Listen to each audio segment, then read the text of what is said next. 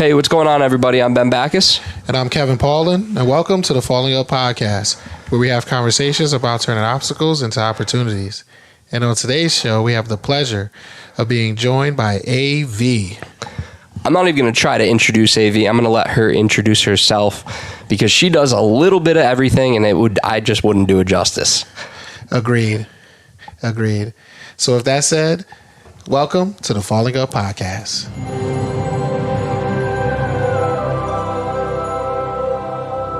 Hey y'all, my name is AV Perkins. I tell people if Martha Stewart and Snoop Dogg had a baby, it would be me.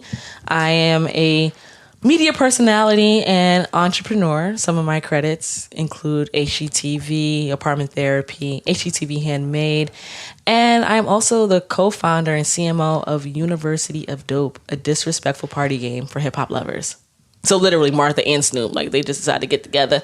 You know, I've done side by sides. I kind of look like them both. Like you got to look at it. It works. Exactly. Yes. In looking through the bio, looking at your website, you've done some pretty cool shit. I have. And I think everything from, I saw some hosting credits on like HGTV, the Drew Barrymore show. Yes. Obviously University of Dope. Yes. All of these different things. But what really stood out was where you put your greatest professional and personal achievements. You mentioned overcoming depression. And then in the next line with like, what are your greatest passions? You put every day finding something to be joyful for and grateful for. Yes. And I just love the kind of like out of the depths rises the phoenix per se. Yes. And that really stood out to me. And I was recently read a really great quote, and it went something along the lines of depression is being colorblind and constantly being told how colorful the world is. So I was hoping we can kind of start and set the stage by just explaining what it was like and how you found the color back in your life. How did I find the color back in my life? I think with depression, right?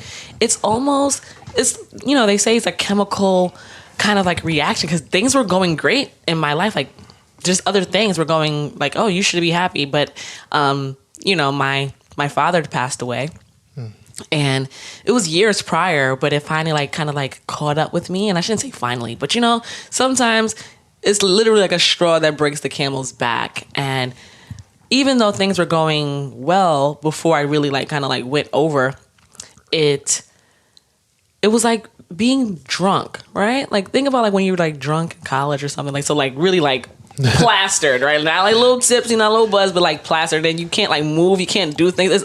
It's like not enjoyable, right? And you literally like just can't move your body, even though you're falling all over the place. And you're like, oh, I want to just go to the mall. And you're like, no, go to sleep. Well, you shouldn't go to sleep because you'll die, right? Because it's like you're drunk. No, you can't do too much, right? Exactly. So that's literally like how it feels, but like with a not as funny story after, because it's like the college drunkenness could be a little bit funny provided you survive, right? The same thing with depression, right? Provided you survive, you can have a story to tell after. Yeah. And that's definitely the hope, and I'd love to hear some of that story. Something you touched on there that really stood out is this idea of we're at the core, we are these survival driven beings, right? Just coming from caveman times where the sole purpose was survival. I think we forget that whether we are aware of it or not, from the minute we wake up to the minute we go to sleep, our primary focus is staying alive another day. And when pain adds up, especially the loss of a father, which is an instrumental figure in anyone's life, regardless of circumstances, right? Yeah. To push that down and say, I got to move forward, then all of a sudden, using your term, the straw that broke the camel's back, just all comes flooding out. And what was that experience like? What was that straw that broke that back, and how to play out? I'm not even sure. It's just literally just things kind of just add up, and you like I started my blog in his dedication. So this is like years before University of Dope. So I started AV Does What to dedicate to him. He worked in construction. He taught me how to work with my hands. So having a DIY blog just made sense for me. I didn't want to do one of those like, oh my God, my dad's dead. And nothing wrong with the online diaries. That just wasn't my jam, right? Mm-hmm. So doing that, there was times I felt guilt because I was getting success from it. And it's like, it wouldn't exist per se if he were alive, right? So it's like, are you milking your dad's death? And the next, and I have a vivid imagination, so I don't want anyone like accusing me of being in the Illuminati. Like, you sacrifice your dad to get success. It's okay to laugh, right? But you gotta think about those things, right? Like, I saw her with those eyes, and triangles and stuff like that. So it's just like, no, the rocks in here. Exactly. I'm like, I'm not an Illuminati, I promise. I made it past 27. All of that. I'm not a Mason. All those things, right? So, I felt guilty for having success in spite of that loss. And like I said, just those feelings just kind of, and then starting with the blog and then University of Dope. So it was like more success, more things were happening, even though I know deep down, not even deep down, surface level too, that's what he would want for me, right? To be happy, to be successful. Because my father, he was Jamaican. My whole family's Jamaican. So, you don't want no broke pocket picnic, right? So, AKA a poor child. That is the direct English translation of that. So, it's like, okay, well, Dad, I'm well on my way to not being poor. So, right. I know you'll be proud, but it did feel away after a while.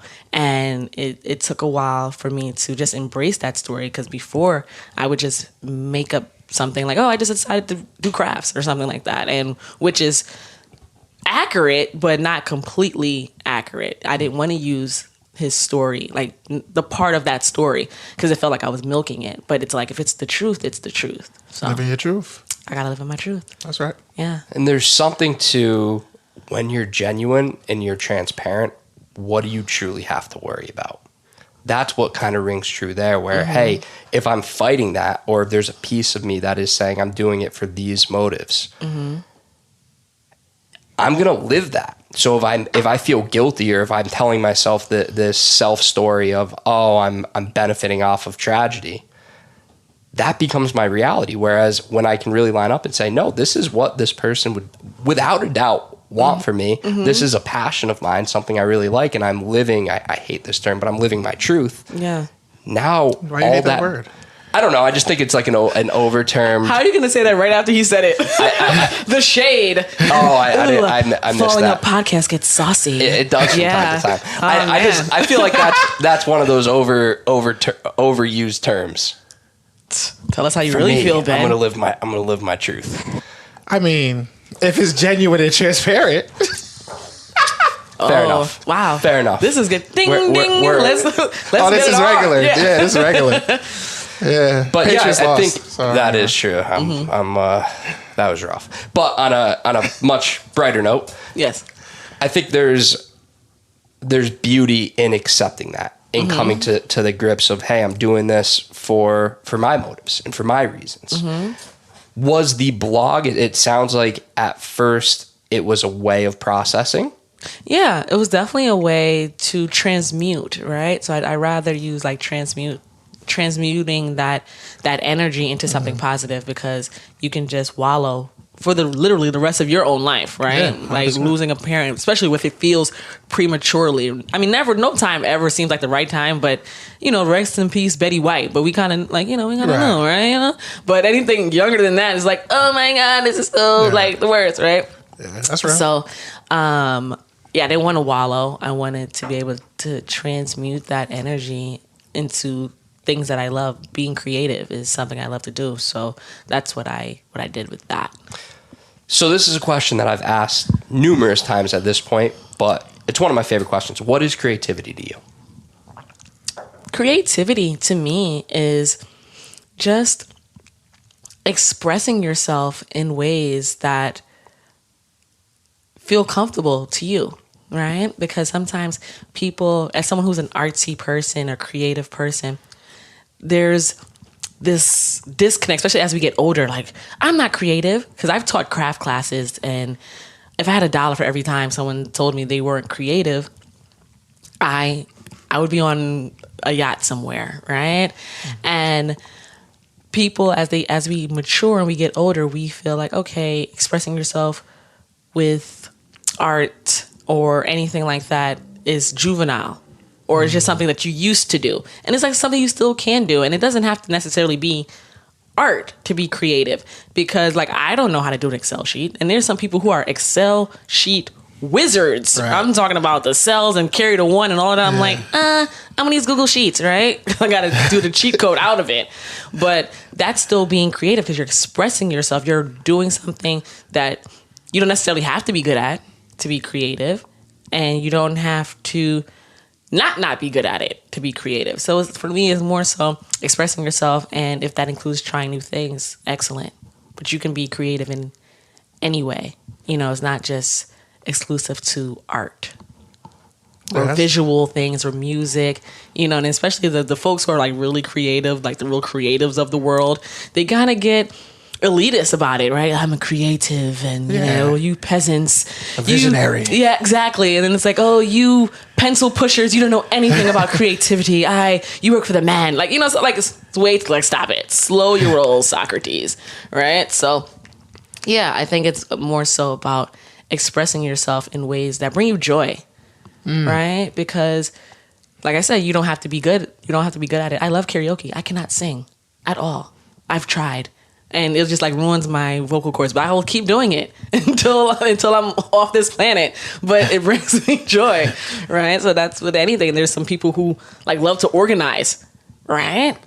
What is that? Labels and boxes and stuff. Like, what is going on here? But that brings them joy. So I think that's just a way of expressing yourself creatively, joyfully. How do you deal with nerves? Do you ever get nervous when you do karaoke or be on TV or be in? No. Yeah. No. Nervous. I think I wasn't born with it. I don't know. It's just like Nike, just do it. And then sometimes I realize, you know, kind of you growing up and you don't want to be, I've always marched by the beat of my own drum, right? But then there's times like, you know, different pockets and times, whether you're a teenager or something, you want to do something that fits in. So, you know, you pretend to be nervous, but I'm like, I know I'm not nervous about this. I'm not. I haven't really, you know, yeah.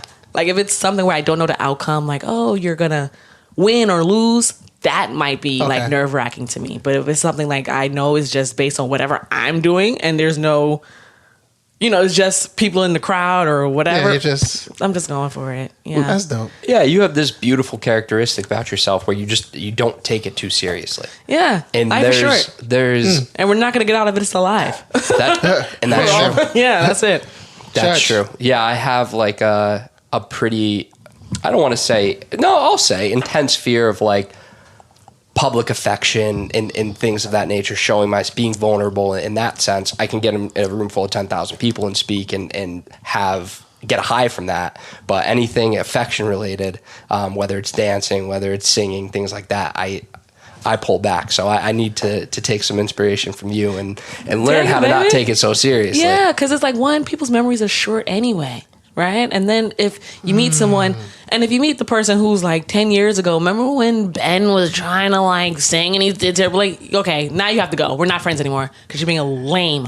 Why are you bringing that back up? You know? Yeah. I can't stand that I remember one person. Nah, that's a fact though. Keep that on the sandbox or something. And I think it also speaks to this universal truth that most people care about themselves and are focusing on themselves.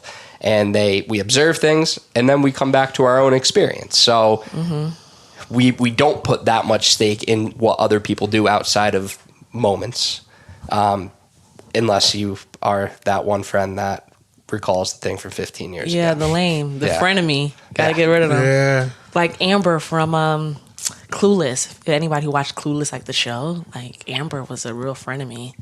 You know, for anyone listening, because I see that did not resonate with neither one of you. No, that went right over my head. It's cool. It's right. It's fine. Very astute observation. To all of my people out there who watch Clueless, I'm sure. Yep. I hear you. I hope you hear me. Thank you.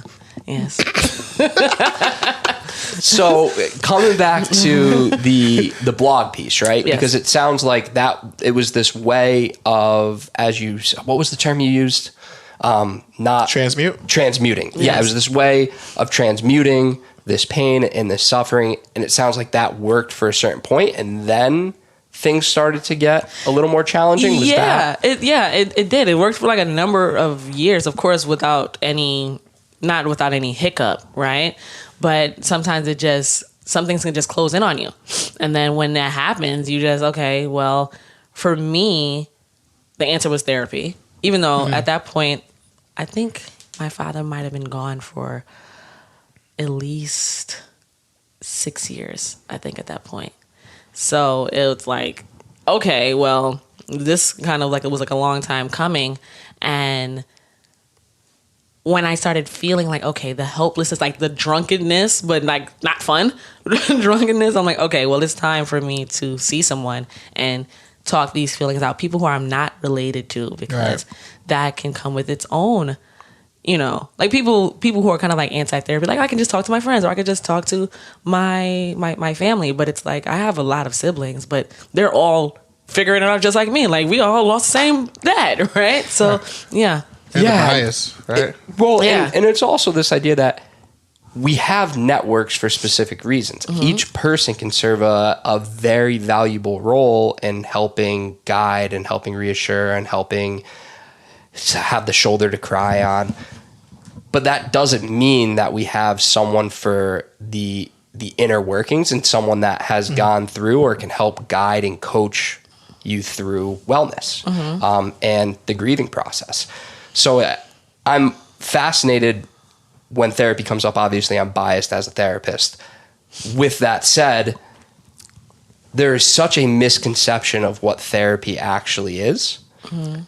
What was that from your perspective when you reached that point where you're like, hey, I really want to talk to someone? What was your idea of what therapy was going to be like versus the reality of it?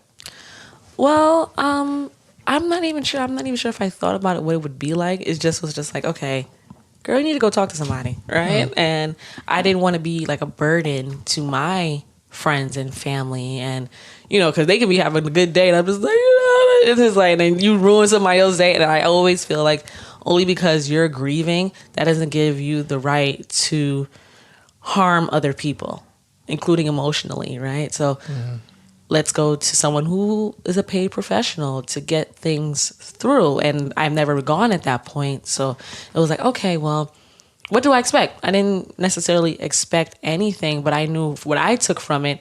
I'm very much there's some people who are comfortable in that state, right? And I'm not taking away or attacking anyone who is going through depression, but I'm like, I don't know about y'all, but I'm not staying here. So I don't like this. I don't like this. So I'm speaking to my therapist like, okay, I heard you, sis, but what's the action plan? So what is the action plan of me getting out of this? Because I'm not trying to be with you forever. And, you know, we're talking about like, how's your family? No, this is a limited series interaction. Okay. So yeah, There's great intention to it. yes. So certainly without getting into detail, what was, when you look at those actionable items, can you speak to some of those?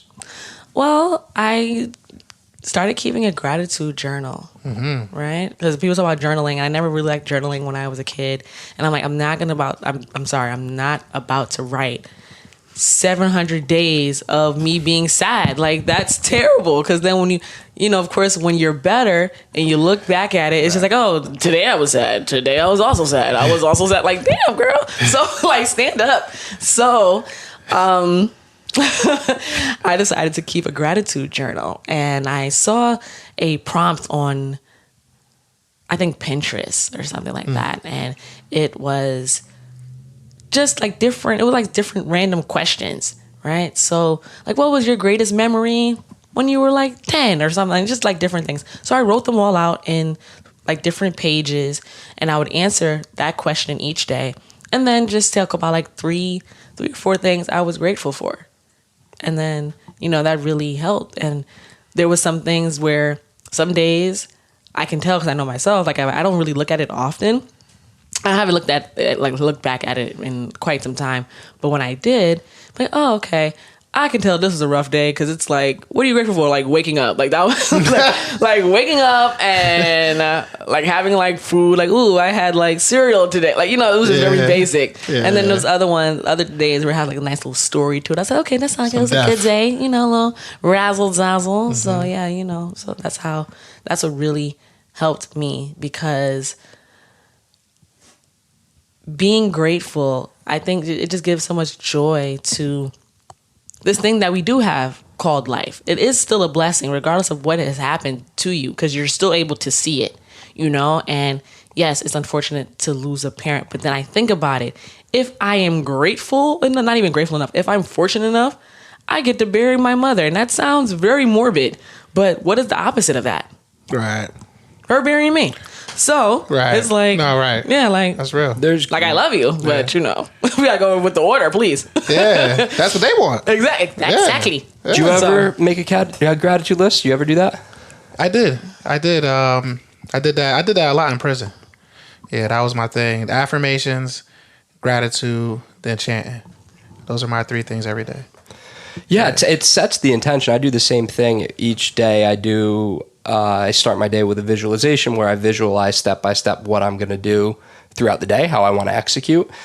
And then I tie that in with gratitude visualization where I just pick very specific things that I just vision. So like my dog, my wife are always on there, and I picture just special moments that I've had in time with them, and it brings me there, right? It's one thing I found writing things down. It's another thing really putting myself in that situation, and it's just a really nice way to almost turn the sunshine on the day. Yeah.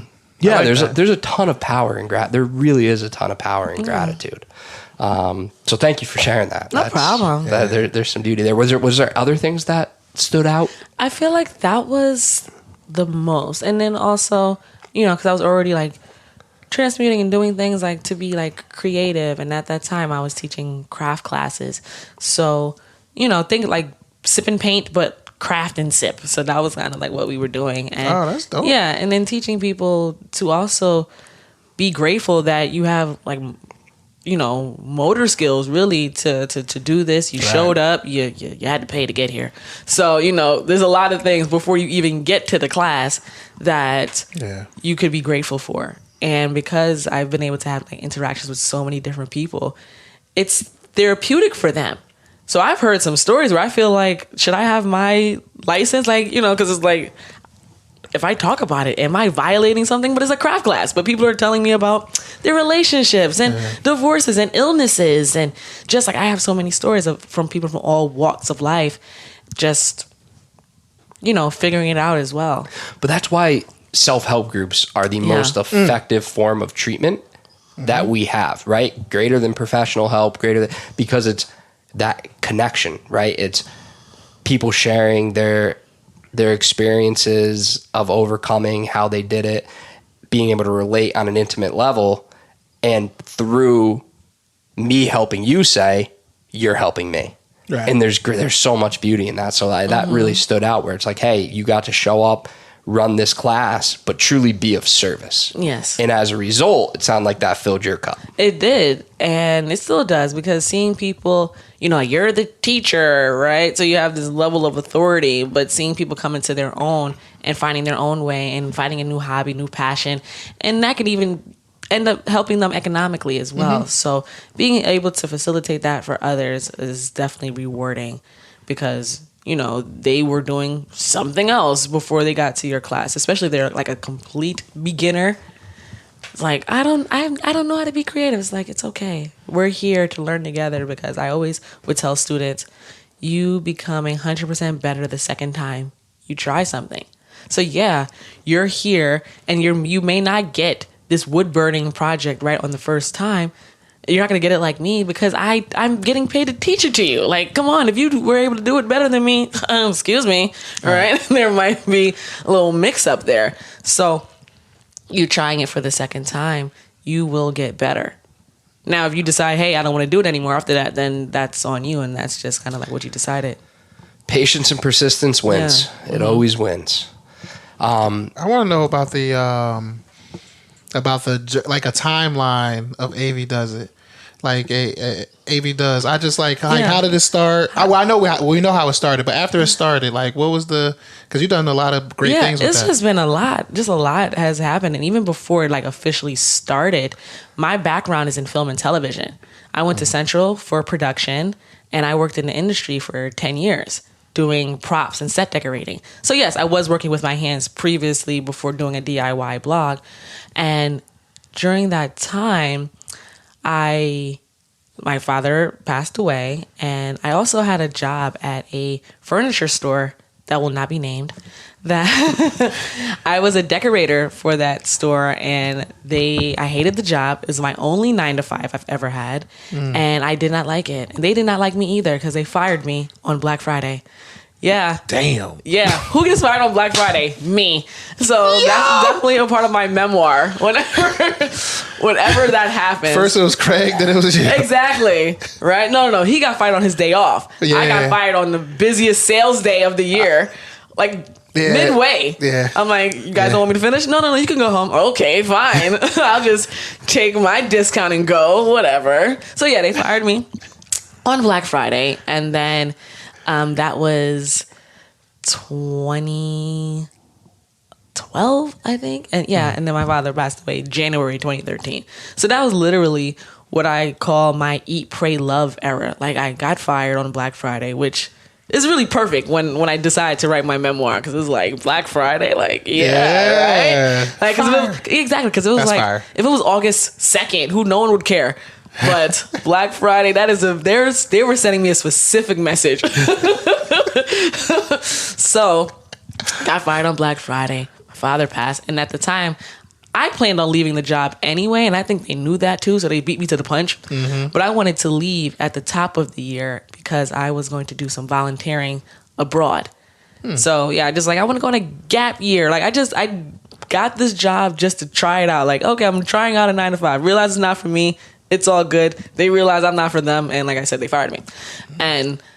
But when I decided to volunteer and teach abroad, I had made that plan before my father passed. So the trip completely changed its meaning when he passed that January. And then I went to Ghana, West Africa, that March. So my ticket and everything was already paid for. So it was like, girl, you have to go. So that was what was really getting me out of the bed the first time. Like, the impact of losing a parent. But I was like, my ticket was paid for, everything was paid for, and it was just like, you have to go. So I went, and I was teaching art in an orphanage. And that was definitely one of the most rewarding experiences of my life, because it just adds more gratitude to you. And a humbleness, right? Because you go there, I'm an American, America, second generation, but still, like, my passport is blue. I'm going there, and I'm going to teach these kids art, even though, when you sign up, they offer things like babysitting kind of thing and English. But I was like, no. And years later, I realized I was extending my American privilege. I was overstepping, because it's like, why did you decide to just have an art program in the middle of our volunteer program? I'm like, because the kids need art. Right? But as I've gotten older, I realized that was an overstep, but it worked out for everyone. That's what I'm going to tell myself in my memoir. So yeah, I did that, and it was humbling, because here you go, you think, oh, you're going to teach children in an orphanage, and now you've lost a parent. So you have a different type of connection with the children, because it's like, and some of them had already, they've already been comfortable with not having, a parent or parents, because over there it was the setup was similar to foster care, versus like when we think here, like orphanage, think you have no parents. Sometimes, just with foster care, like a parent might have hit hard times and they're just here for a temporary time. And I learned that when I was there.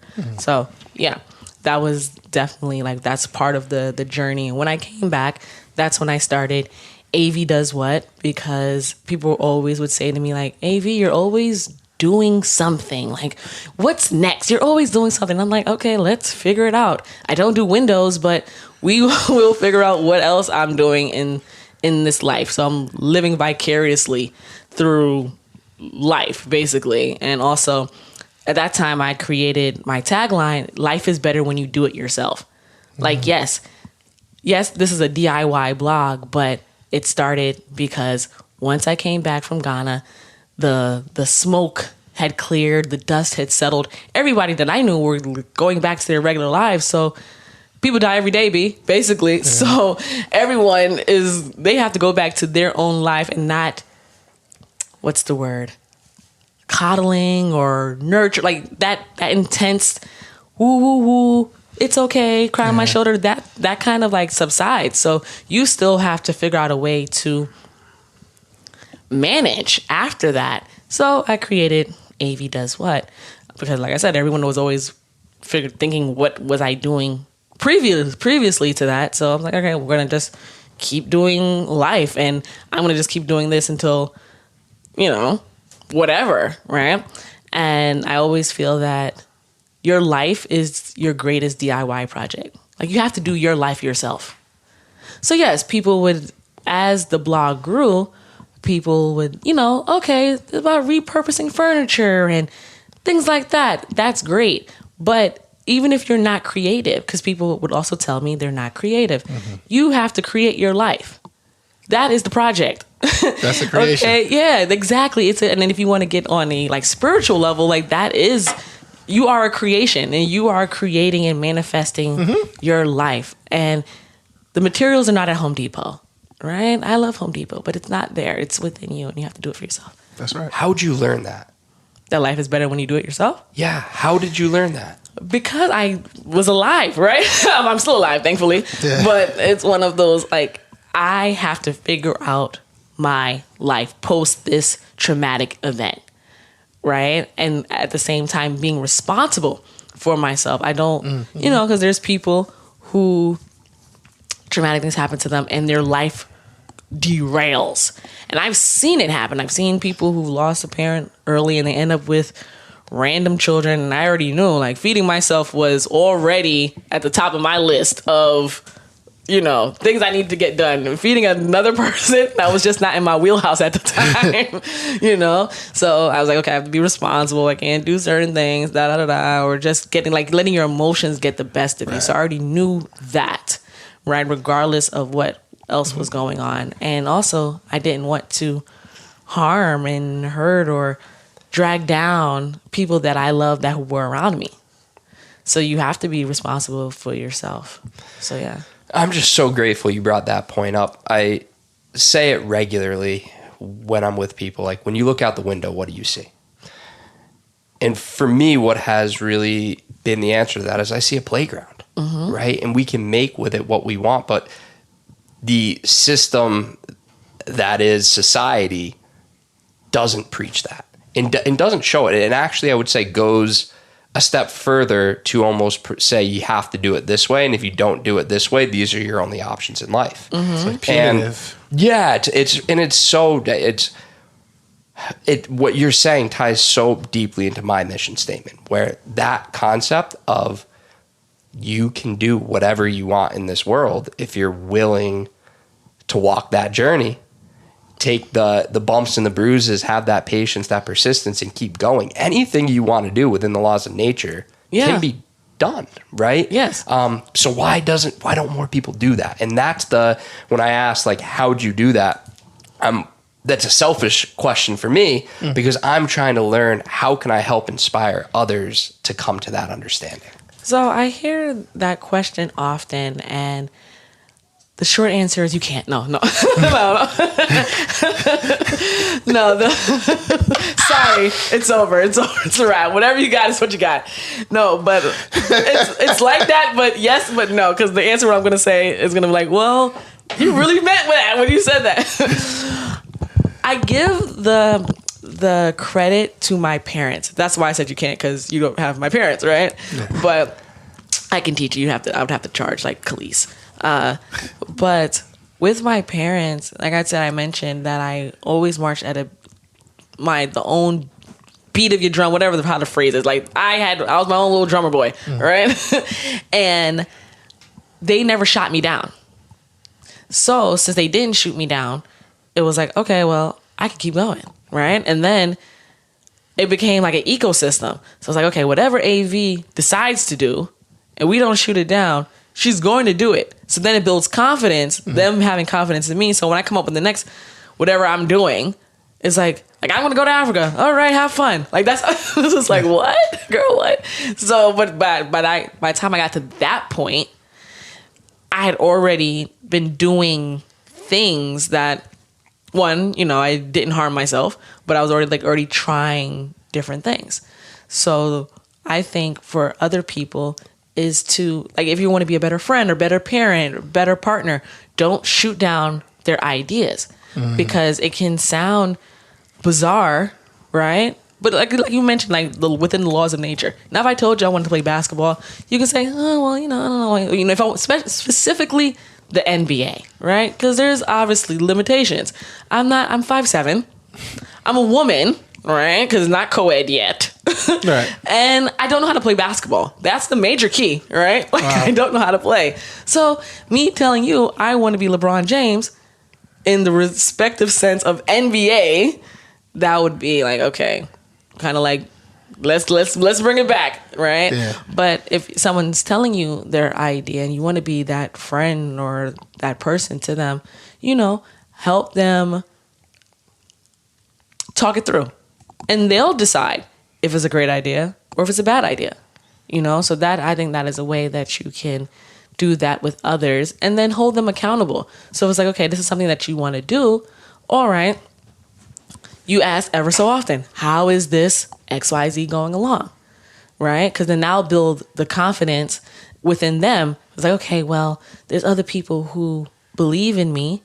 Let me essentially provide the receipts, right? Let me do that, because that's what I was doing to my parents. I was providing the receipts where it's like, okay, and it doesn't even, and then it got so much to the point where I didn't even need their cosign. I never did not have their cosign, but I didn't need it, and they know I didn't need it because they're like, if we don't agree, you're gonna do it anyway. So, and we know you're not gonna hurt or harm yourself because you have already created this confidence within yourself to continue.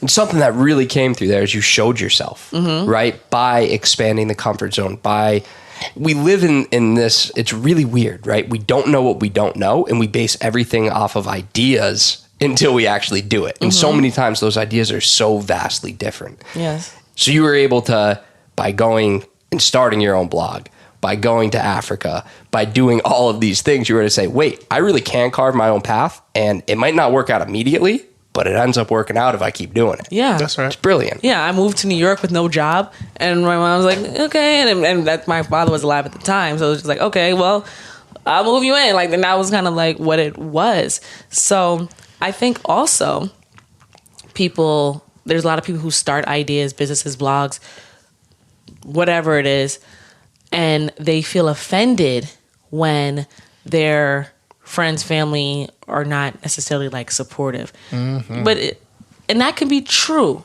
right? Because there are some hating ass people in this world, right? You could be related to 5 of them. So, but at the same time, you also have to ask yourself: is this your fourth get quick rich scheme? Right. Like, how many times have you done this before? And have you proven yourself to the people around you? And if you have, then, okay, you just have hating family members. But otherwise, it's like, are you giving them the receipts? Are you giving them something to believe in? Personal responsibility. Yes. Yeah. So it's about creating that ecosystem of confidence. Yeah, I think the receipts are important, but I think, well, for me, a long time ago when I first started winning ways with Ben and everybody, I wanted my people to support me so much, and I didn't believe they were giving me the support that I wanted. And then a resentment grew. Then we had a conversation, and it still wasn't there, but then I realized I ain't doing it for them.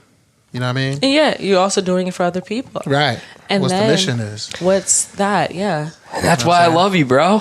Truly. Like, that's the beauty, is why do we do the things we do? Right? Why do you do the things you do? Because if it's for that recognition from the outside world, you have to recognize that recognition will come when it comes. Right. That's exactly right. But you're probably going to quit if that's the sole purpose, and then you don't get that conditioned response right away. Whereas if you're doing it because it fills you up and it's your purpose, now it doesn't really make a difference. And again, I don't know anyone who has stuck with something for a long time who wants to be a master at something and works their way to be a master at it, that they don't get recognition at some point for something in that journey. Does that make sense? Yeah. Yeah. Like, if you keep doing it, you'll get better at it. Right. If you keep doing it and truly improving and seeking out guidance and networking and connecting, it's not a matter of if, it's just a matter of when something comes to fruition, in which case you're going to get an equal level of recognition one way or the other. Yes. Right? Whereas you start out just, hey, I want that recognition, and it doesn't come immediately. It's really easy to be like, fuck it. Well, that's what happens to a lot of people. Right. Because they get stuck on that, and it's shouldn't be about that. Because then that's not true. Which is not genuine. Yeah. And then also, I do tell people, like, you don't have enough friends to get rich. You know? Like, if that was your if your audience, like if your like target that. audience were your friends, like you don't have enough of them. Yeah. Like if they all gave you $10, $100, even $1,000. Stop it. You won't even get a full-time salary if all of your friends gave you $1,000. And that's being recognizing who's really your friends, because when you, especially as you know, I'm including associates too. Like you don't have enough. Like maybe if I add all my Facebook, my I'm about to following, say, like, and that's I don't me, know. and that's me being like an influencer. So that's different. I'm talking about just the average 1,000? person. But if they all gave me $1,000, like that'd be a good change. that would be a good, nice little change. Yeah. But that's $1,000. That's a lot of money. There gotta be $1,000. It gotta be $1,000. Yeah, it gotta be a rack. But not one of those like, oh, everyone gives you $1. Like, no, that's not gonna happen, right? But $1,000, okay, I take that back, y'all. If everyone I knew gave me $1,000, I could be a little, you'd be good. lit. You'd be lit. Word. The network is extensive. But other people, because this is not about me, you don't have enough friends. I don't know about y'all, but I got enough friends to be rich. Yeah, I'm poor. Yeah. You know what I mean? I'm like, damn, I probably got like, but yeah, I ain't gonna really do much. Still gonna be a student debt. Yeah, you don't. Quality over quantity. So you still, this is true. See, because that, granted, if they all gave me $1,000, I might be all right. Yeah. But yeah, you don't have enough friends to be rich. Like you're, and everyone that you know is not your target audience anyway when it comes to your business. Are you serious? That's a fact. It's like Siri, something trying to talk to me. It's the feds listening. Facts. The phone was on silent. They've been listening. You must have said Kanye. They said, oh, $1,000. Wait a minute, is that tax? Can we tax that? Yeah, how many friends? Damn.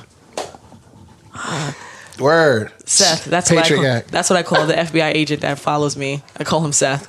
That's like CSI. Yeah, it feels very. I got a whole fan fiction about that. I can tell you guys that like offline because Fez, you listening. Next question.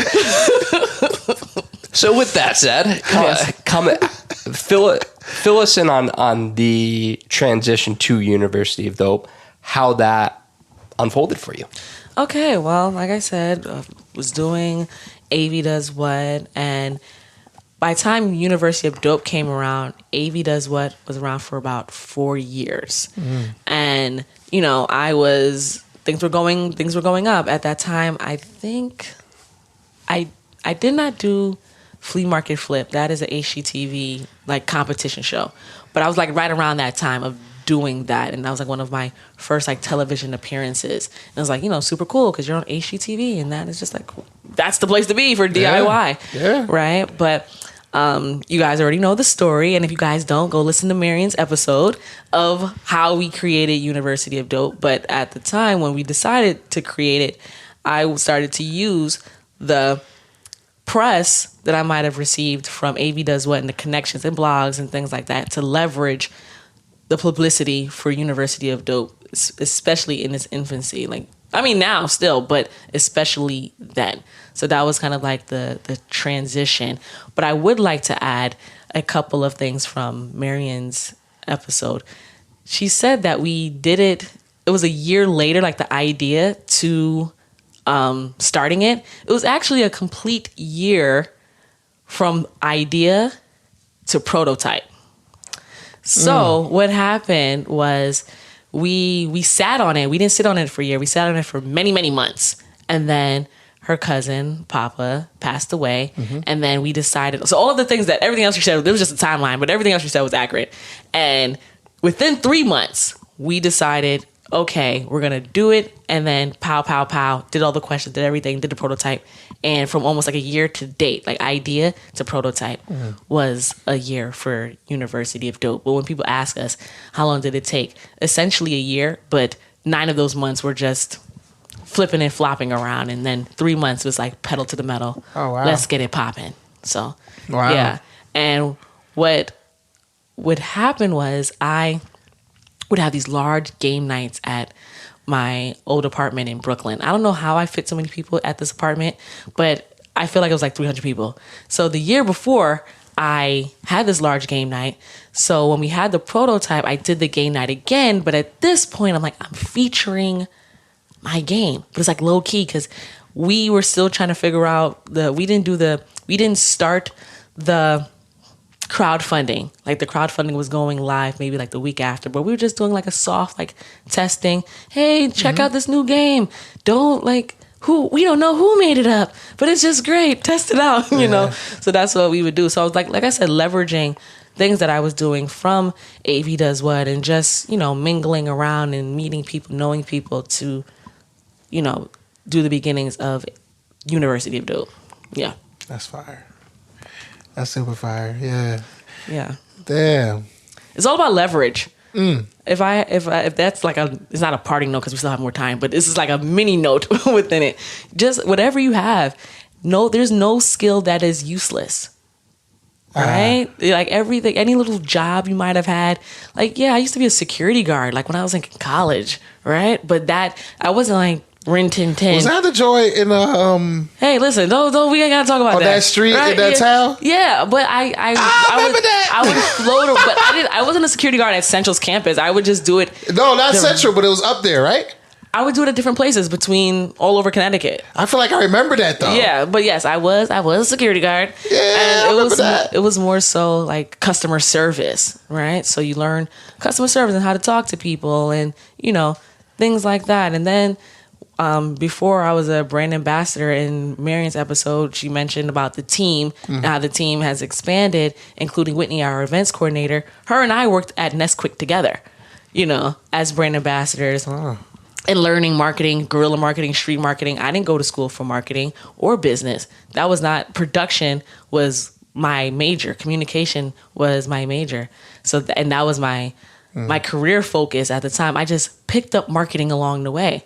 I just loved connecting with people. I love talking to people. So that just those skills and those interests just developed into something more. And now I take all of those without having a degree for it, and I put it into my business because I love to connect with others.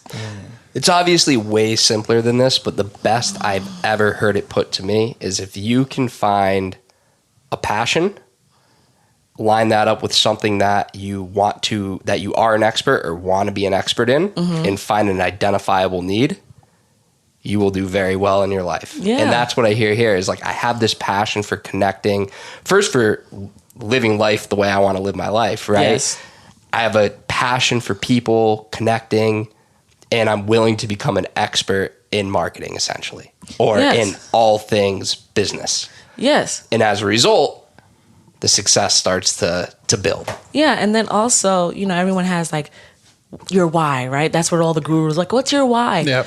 I love hip hop. Yes, I love games, having fun, connecting with people, but especially like with Marion, I tell people this is heart's work. Like, yes, it sounds like it's a disrespectful party game for hip hop lovers. Okay. But it's really heart centered because even at the time when we were thinking about the idea, I had some roommates. They won't be mentioned, but they were terrible, right? I had an old roommate who was a terrible person.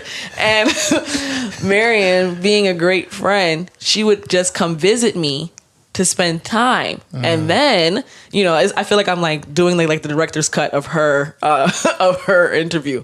But she would come visit me, and what ended up happening, we go out to eat dinner. And then the cash cab question comes.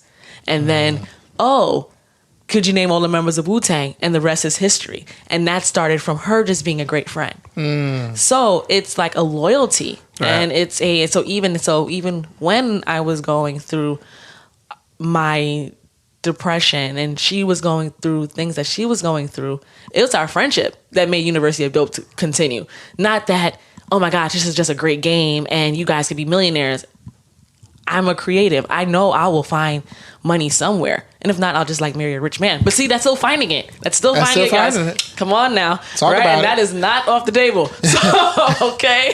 Hello. Yeah. So all of those things, but with University of Dope and as being a group of friends, right? 5 of us meeting each other from different spaces in life. I tell people all the time, me and Whitney, I think we might have worked 3 shifts together the whole time we was at Nesquik, but those 3 shifts might have been very instrumental because we are as thick as thieves now. So yeah, it's about friendship, it's about connecting, and we want people to also feel that when they play with their friends.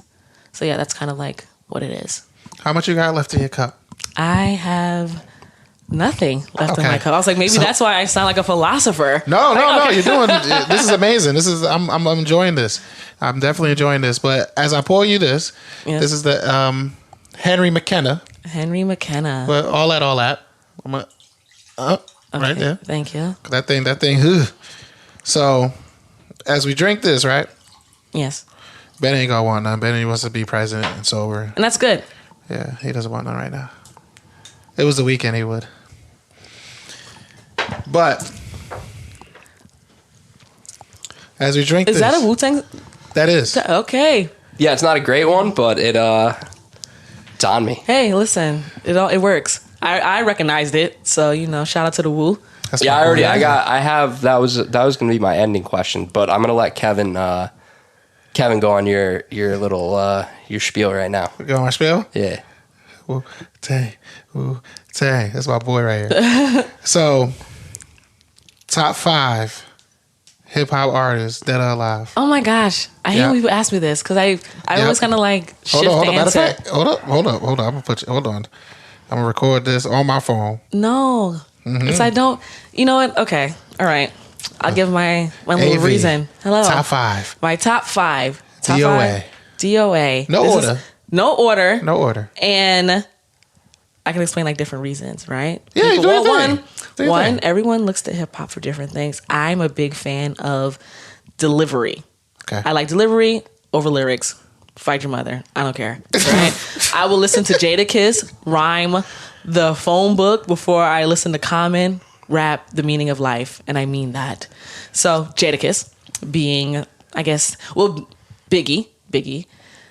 Yeah, baby. Little Kim. Okay. So that's Jada. 3. No, that's 3 right there. Okay, so Big, Kim, Jada. Method Man. I love Method Man's delivery. I mean, of course he looks great, but whatever. It's a cow. And I feel like I could put like an asterisk, like Meth and like Ghostface. Like if I could put them both in the same like little bracket, that's right. like, That's together. your bracket. Yeah. That's yours. Or maybe maybe I could just put to round it out. No, I like Drake too. Drake for number 5. Yeah. So we'll put the Wu combo of Meth. Yeah, and Meth and Ghost. Meth and Ghost. And then number 5 is Drake. Yeah. All right. Yeah. Heard it here first. Yes. So on that line, you named an individual in there that really has played a pretty big role in my life. So musicians, athletes, I find a lot of inspiration in. I find especially ones that you can kind of get to know their story vicariously. It means a lot to me, and it plays a big role in kind of who I am and the way that I try to live my life, and someone that I've always really looked up to, and just seeing the journey, seeing how they conducted themselves at a period of time and watching that progression is Method Man. And you in there said that you got to make Method Man smile. Oh, and that's going on my tombstone. I need to hear that story because I read that and immediately it brings back to going to shows at Toad's Place and lifting Method Man up when he was jumping on the rafters, and right under him, he gave me a poster. Like the man plays a special role in my heart. He'll never know it. He'll never know I exist. But I got to hear this story. You got to speak life into your life. I'm serious though, because we created a Wu-Tang inspired game, right? And Method Man has been the first person thus far within the Wu who has been asked questions from University of Dope. A good friend of ours, shout out to June Archer, he does interviews for This Is 50, and he was doing like a power interview with Method Man because he's on Power, the Power book with Tyreek, and he asked Method Man, "Who's winning a jailhouse brawl? Remy Ma, Young M.A., Foxy Brown, or DeBrat. And he fell out. It was hilarious to him, right? So I was like, oh my God, like something that I thought of in my room with my friends, creating a game and inspired by Wu-Tang, that you're seeing it, you're playing it, and it's a full circle moment. Now I need Ghost and Ray and the RZA and everyone else to definitely get on board. I would love to see them have a game night amongst them playing it, and it's like, name all the members of Wu-Tang, and they're just like looking at each other, right? Like that's what. Yeah, that's fire. Yeah, that is fire. And then also, not Method Man being one of the first rappers to be asked questions from the game, but seeing the reaction of celebrities being asked questions that have them on it. And it's like, wait, what's happening here, right? Because it's the same thing happened with Redman, right? It's like, wait, what? What game is this? Because I'm on it. So just seeing that, so that's like building more connection, even though I have not met them face to face yet, but that's still like, wow, this is me. And even in their celebrity, right? It's almost like they're still being connected with, and I don't want to say seen because they're celebrities, but it's still, wow, this is innovative, and I'm in it, and I'm a part of it. Right. And his answer was, he did go a little PC. He said all them broads can fight, even though that part's not PC. But yeah. But what's your answer? What's my answer? My answer, it depends, because sometimes I like to shake the table because I am a professional troll. That's what I do on my free time. Yeah, but Remy Ma. I'm from the Bronx. She's the tallest. That really is the right answer. There is no right answer in our game, but if there was one, that could be it. My second answer is usually Young M.A. because Young M.A. is the second tallest. Not necessarily that tall as in comparison to Remy Ma, but she's also the youngest. And as we all get older, you might think you got it until you don't. Stamina is a real thing. Yeah, you're like, hey, let's fight, and he's like, oh, my knee, right? My back, my arm, you can't extend like how you used to. There's not like it's not like that anymore. So those are my two answers for that question. Fire. But yes, of course, seeing him laugh about it, it's great, and that's amazing. And then he's extremely good looking, so there's that too. They say I look like him. They say I look like him. They say me and him resemble. Sometimes. Yeah. Me and Beth, holla at me. You need a stunt double. You know what I'm saying? Holla at me. Follow the podcast. We outside. Yeah. You know what I'm saying? That had to have been a really rewarding moment, though, right? Seeing all of your work culminate with one of your, it sounds like, kind of like icon figures. Yeah. It's special. Literally it being inspired by, like, think about what you decided to do in the 90s, right? This is beginnings of hip hop. There's so many layers and backstories to things that I was not even alive for, or if I was alive, I was too young to really like understand what you're doing. And you're pushing the culture forward. You're developing the culture to push it forward. And what you've done has impacted the world so much that years later, decades later, we're here to push it forward with, like, because, hey, we can't rap. Well, the team can speak for themselves. I got some bars, right? We don't collectively have a rap group, but we're still doing it our way because we have been influenced by what you have done in your youth, right? That's fine. It's just dope. It's the ecosystem, Mm-hmm. Leaving your mark is number 8. It's a powerful thing, and I think through everything from starting the blog to, it sounds like, hosting numerous TV shows to traveling, doing service work, establishing University of Dope. You're in the process of leaving that impact, and I'm super, super grateful to have had this conversation today. Like, it actually one of my favorite conversations I've had to date. So that makes me I happy. want to truly thank you for your time and coming on and joining us. Can you just kind of let our guests know where they can find you, how they can get in University of Dope, anything like that? Well, you can find me, AV, like audiovisual, does what. I'm on Instagram, I'm on Twitter, I'm on Facebook, I'm on all of the things. You can check out my site. It's a portfolio site now, so you can look at my hosting reel and all of the other things that I'm doing at avperkins.com, and also universityofdope.com. Please cop your deck from our website or Amazon, and soon to be Target.